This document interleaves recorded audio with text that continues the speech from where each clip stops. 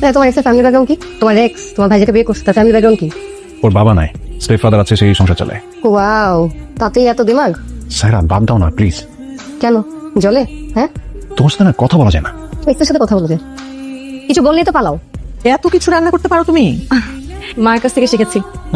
সেজন্যই তো বলি তোমার হাতের রান্না এত মজা কেন?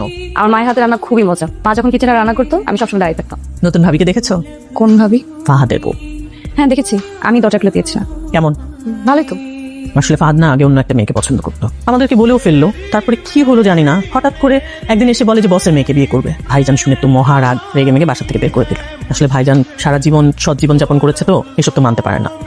আমার ফ্যামিলি তোমার সঙ্গে বিয়ে দিতে রাজি না। তো তুমি কি বলছো? আমি আর কি বলবো? মানে তোমার কি মনে হয় আমি একটা ফ্যামিলির অবাধ্য ছেলে? আমি আমার আম্মা আব্বার বিরুদ্ধে গিয়ে তোমাকে বিয়ে করবো? বিয়েটা কি এত সহজ মেরিন? জীবনটা খুব কঠিন। আমরা কখনো কখনো এত ব্যস্ত থাকি, আমাদের সংসার, কর্মব্যস্ততা সবকিছু নিয়ে না আমরা আমাদের নিজেদেরকে সময় দিতে ভুলে